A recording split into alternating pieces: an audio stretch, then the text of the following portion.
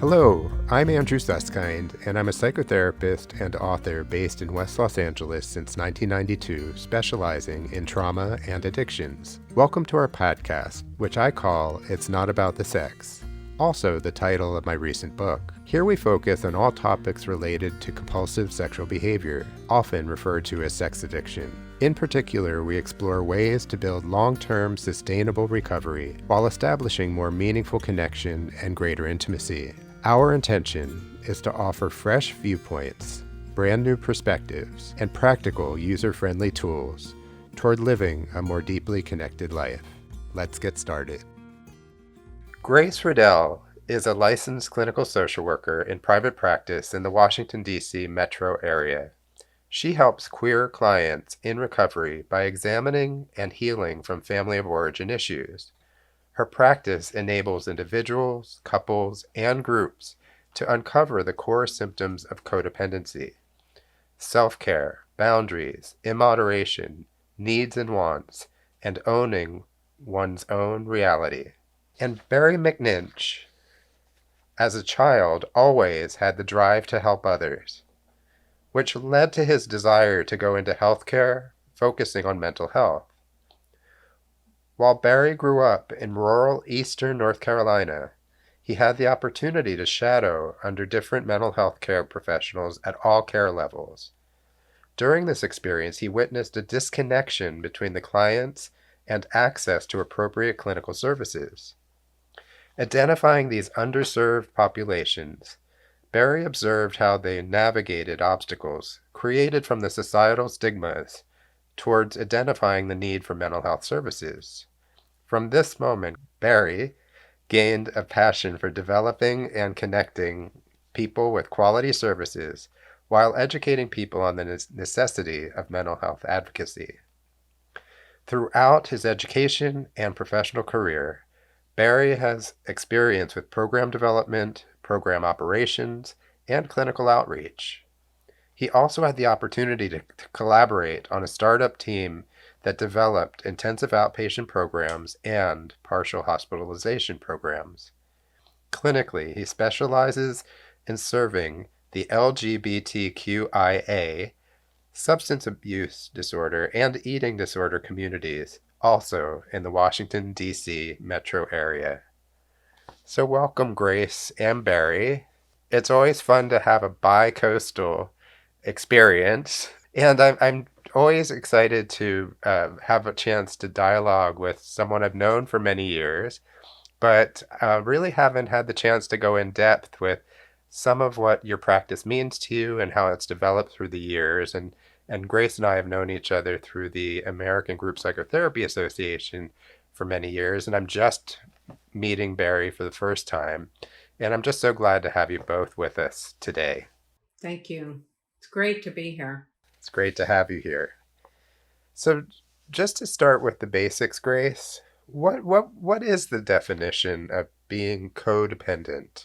Well, I think the other big connection that Andrew and I have to say, Andrew, is I think we have a love for Pia Melody and her whole concept of underneath every addict is a raging codependent, and underneath codependence is abuse and neglect, dysfunction, which leaves people feeling no sense of self-worth. So that's where it all starts, right? Filling up the hole. So codependence actually dates back in the day, when we used to talk about the addict being addicted to a substance, that the family member was addicted to the addict needing that person, the caregiver.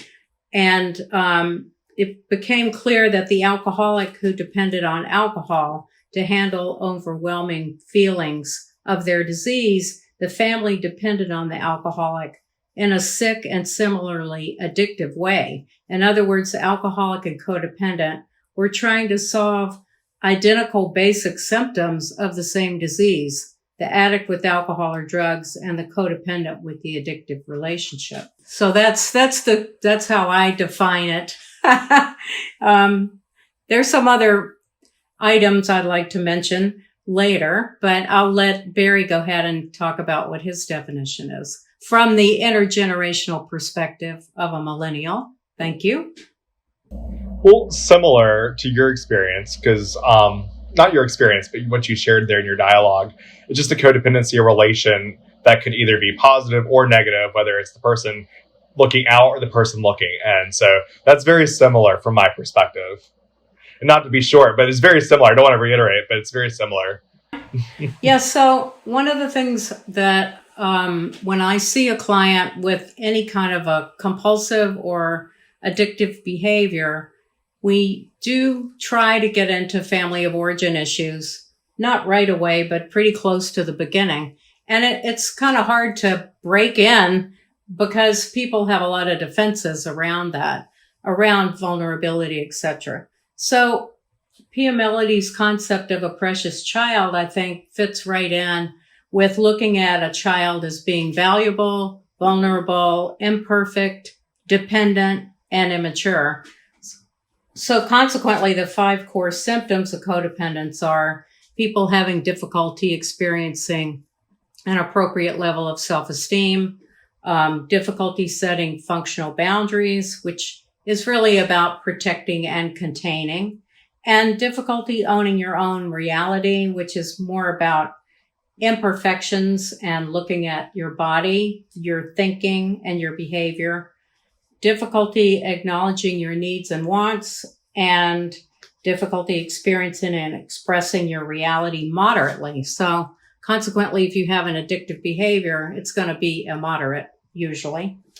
But these are the things that, in one of the groups I run, it's called Escaping Codependence. And this was, the idea was my millennial virtual secretary, who's really great at helping me shed some light on maybe new ways of looking at codependence. So, people in my group, it's a mixed gender group, and it's very interesting to hear people's perception of what their needs and wants are and what their difficulty of experiencing self-esteem issues. Anyway, basically, we talk about all these issues in my group, and they do keep popping up, but I'm interested in hearing Barry's side of this. Well, I mean, just from my experience, obviously working within the substance use population and also having the experience of working with the eating disorder population, pulling that together, also working with the LGBTQI population, codependency appears in so many different ways. Especially, and I want to hone in a little bit on the LGBTQI population, because this is a population which I know, Grace, you've shared your experience of coming out and what it was like to be young and a lot or in the community, and also my experience, very different. But one thing that's held similar that I've seen from my experience, now granted, everyone's is a little bit different, but it's the different mask an LGBTQI person wears throughout their life. The mask they wear before they come out, when they come out, but also when they're working towards that place where they can truly be their authentic self. So, and I feel like wearing those different masks, we kind of build those different relationships and identity issues. And through those identity developments, we're building different codependent behaviors. And I feel like you've seen that through your practice as well. I have. And in fact, way back in the day, before you were born, in the 80s, there was a wonderful article about being codependent and being gay or lesbian. And it was written by Dana Finnegan and Emily, can't remember Emily's last name right now, but it was really wonderful because it was just about what you're talking about. So when you said that to me, I thought, wow, it's still an issue. And here we are with masks on. I mean, masks have such a strange kind of connotation for different kinds of folks. Just to piggyback, I'm speaking from my experience of how I had to wear different masks. I have friends who came out, for example, I came out at 13, and navigating that was very interesting being in the rural South. But I've also had friends who have very progressive liberal parents where they came out and their parents we're having a celebration. And I look at that and I'm like, those experiences form our attachments, because like we're dealing with like fear, we're dealing with excitement, we're dealing with rejection, we're dealing with acceptance. So all of those tie into our our personality developments. And actually, Barry and I got in this conversation because I was telling him about reading Andrew's book and about the example of the fellow who is exactly like so many of my clients who grew up feeling neglected from their parents, and they would come straight home from school and just start watching porn. And then they got addicted really to the porn over many decades. And I have so many clients like this who, during this pandemic and feeling isolated, I think this is all coming back to haunt them. And yet, when I was talking with Barry about it, he didn't quite get the fact that the guy couldn't. I said, maybe the guy didn't go play football with his friends because he couldn't, and he couldn't come out. So it was all a big secret. Barry was like, what? It wasn't a secret for you. It's interesting. There's always that joke, when I came out, I fell into my mother's heels. But just tying that in, again, when Grace did tell me that, like from a therapeutic standpoint, I looked at it, I was like, oh, that makes sense, because the client, you said, was during the time when being gay was not okay socially. And for example, when I came out, the first people I came out, I look back at it, I had it was me and 7 other girls. It was like our little squad of friends. And that's who I really confided in first. And when Grace was telling her experience of this person didn't come out, they went home, they dealt with it, they were watching pornography, I was like, wait a minute. I didn't do I reflected a little bit. I was like, I went out with my female friends, and we would go walking and sit by the water. And then I was like, oh, wait a minute. Not everybody has that support system. And I have to look back at that and reflect and say how grateful I am. Not grateful, but just I had that, where some people don't have it. Right. You had that love to fall into, which not everybody has, unfortunately.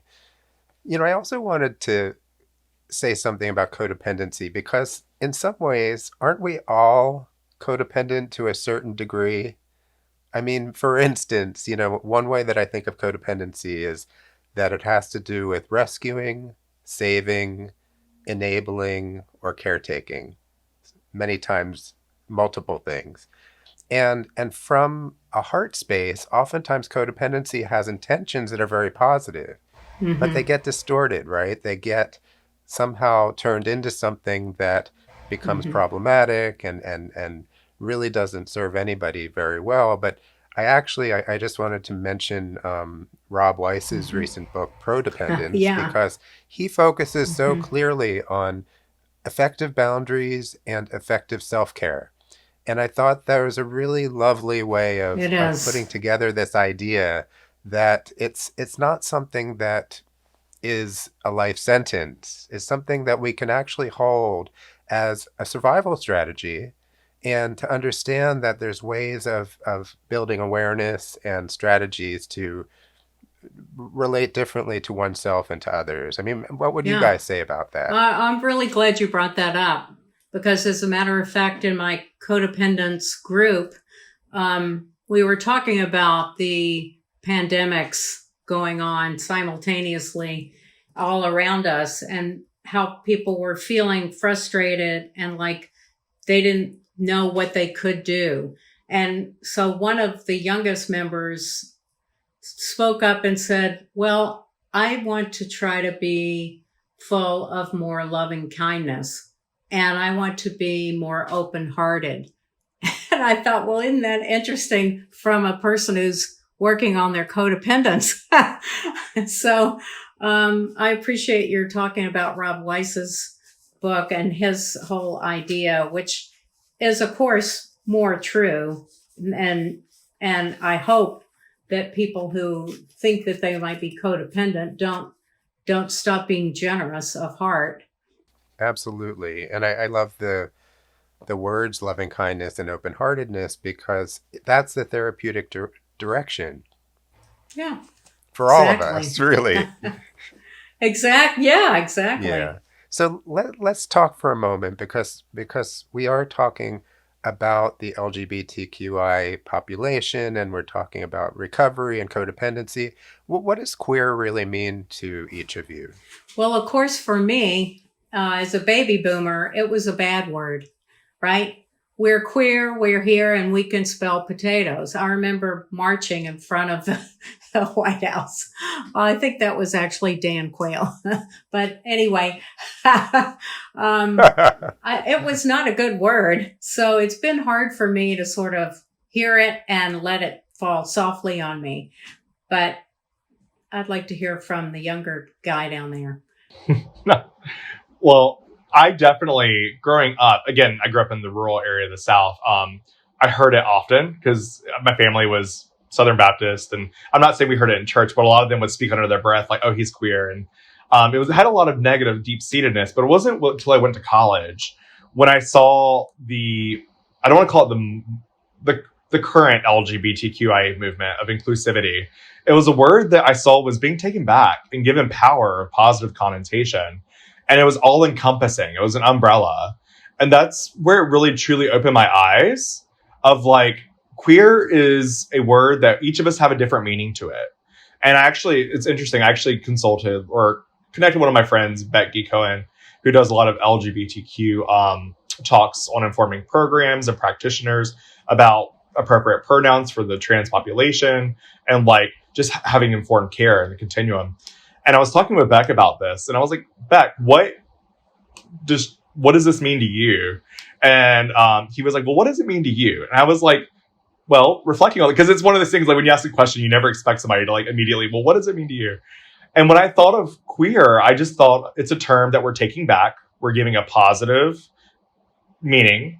When I think of queer, I think of it's all encompassing. So it could be a person who is trans. It could be a person who's non-binary. It could be a person who's pansexual.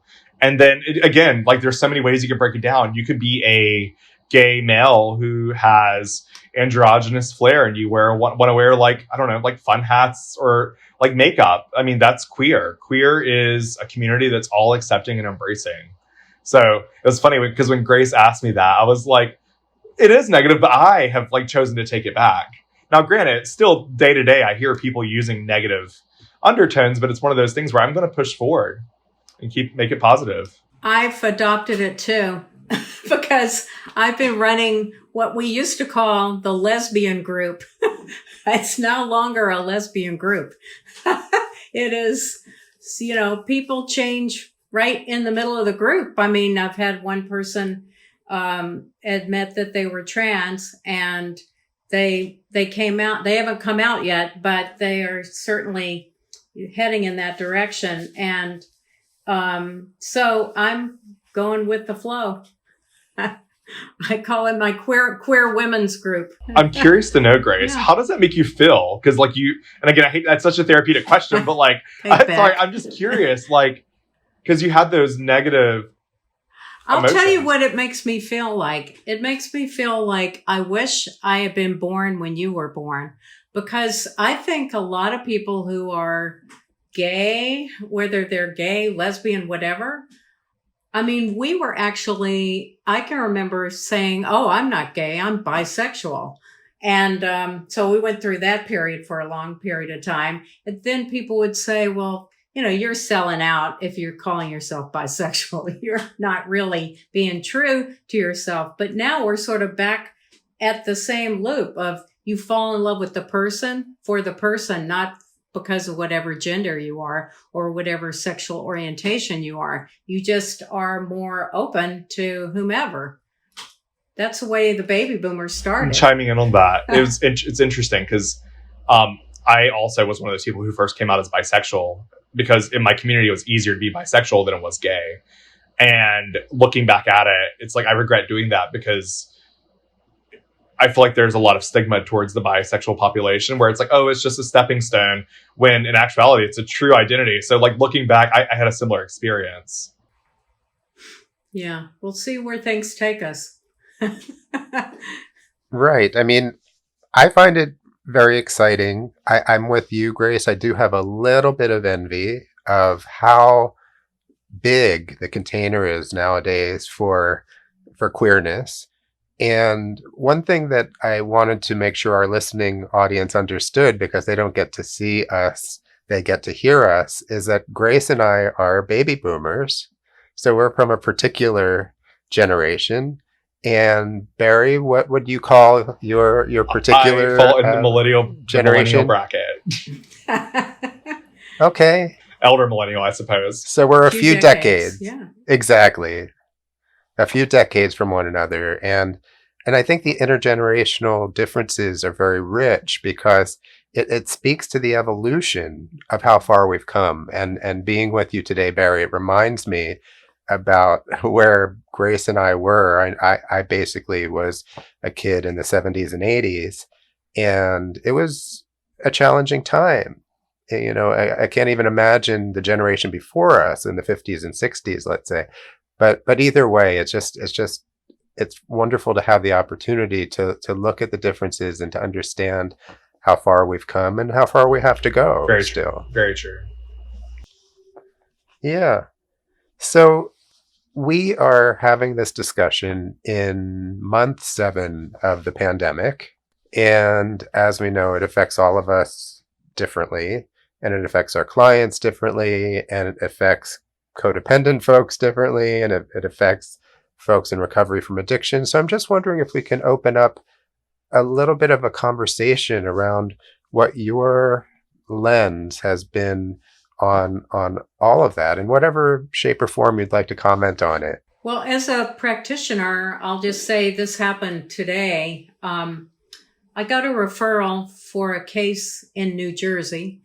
And so since I do Zoom, I could probably see that person until someone who's a higher up, I don't know who it would be, would tell me I can't do it. So then I ended up getting another email from this person who said, well, sometimes the client is in town. So could you do a hybrid of seeing them in person when they're in town and seeing them on Zoom when they're out of town in New Jersey or wherever? And I'm thinking, this is really crazy. I haven't even met the person yet.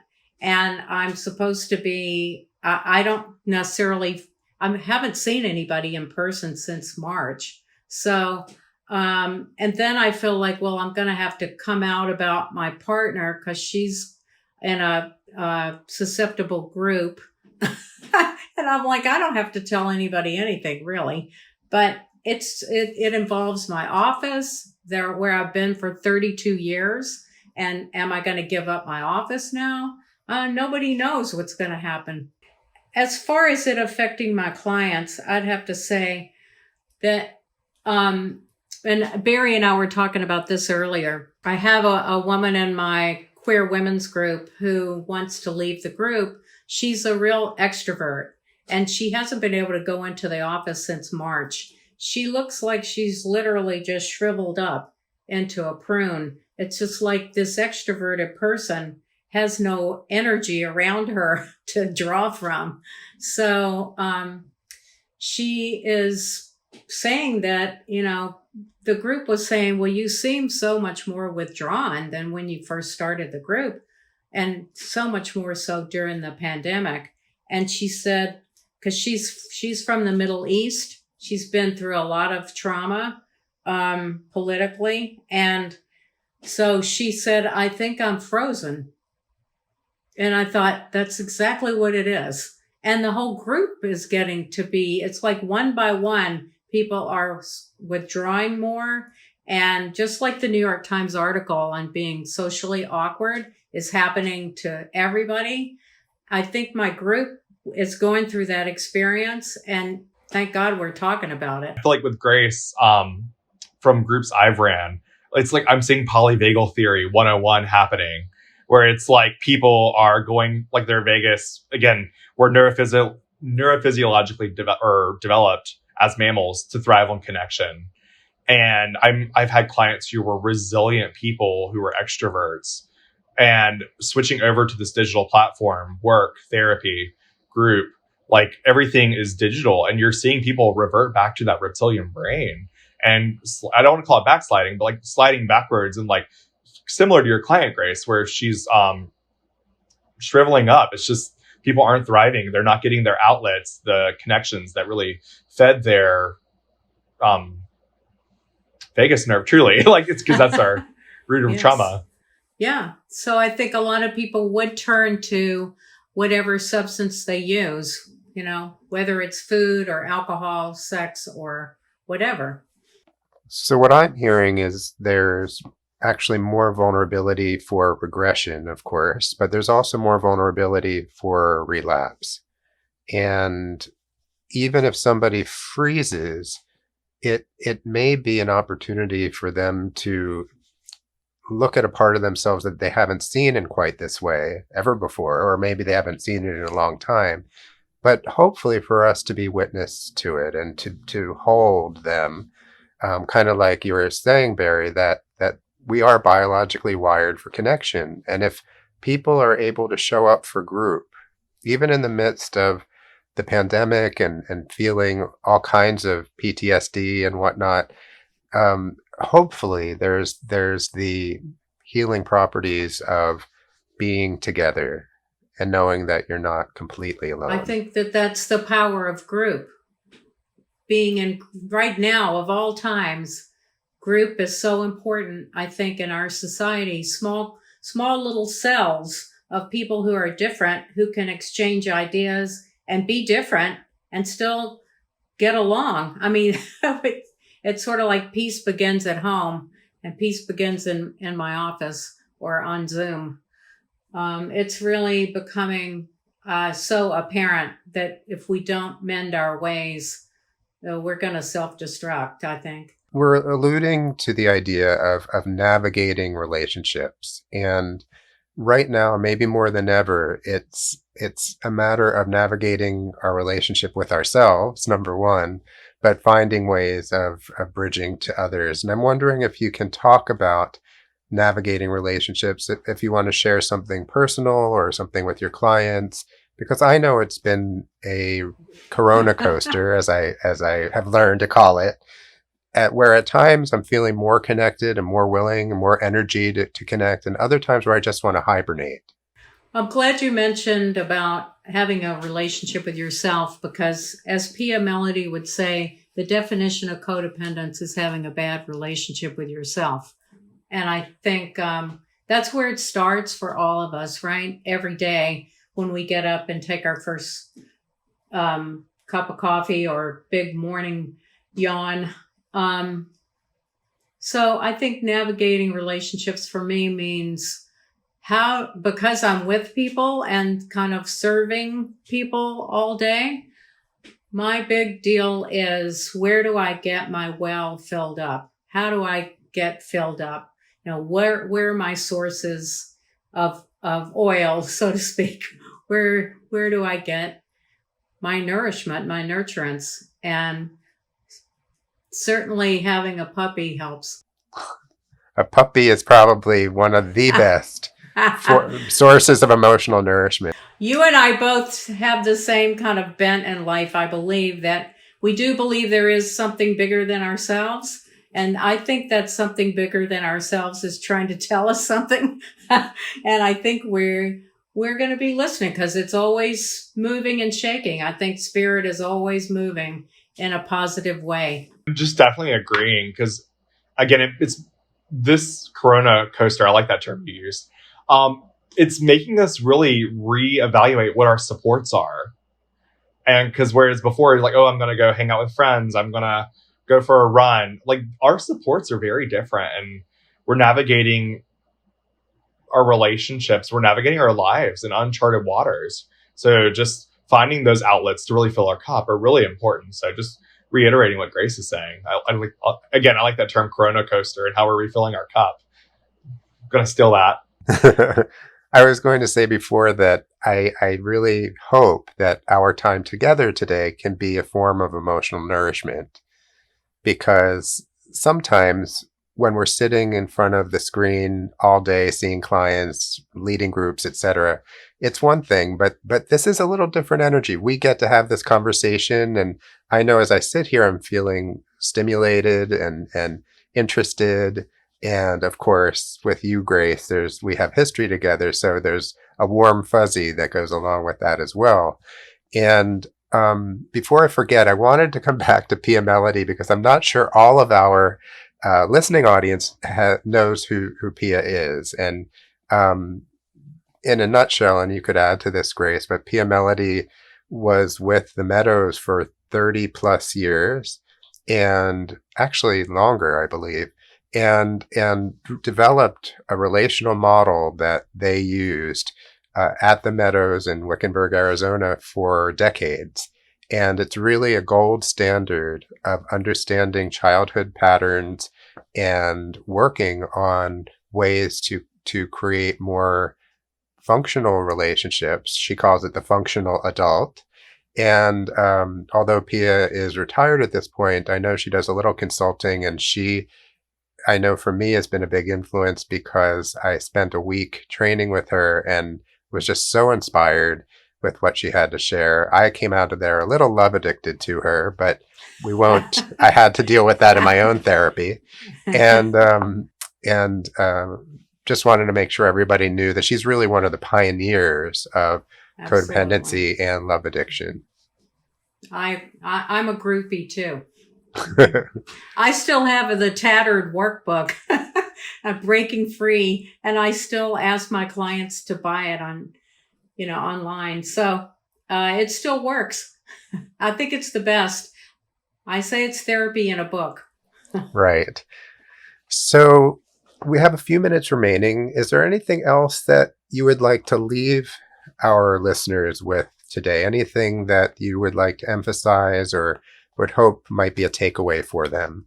I would just like to say thank you to Andrew, who has always been such a great leader for us folks out here, the LGBTQ population. That's actually how I did meet you. And you were extending a hand to me to include me at the AGPA conference. I don't even remember if it was in LA or New Orleans or New York or somewhere.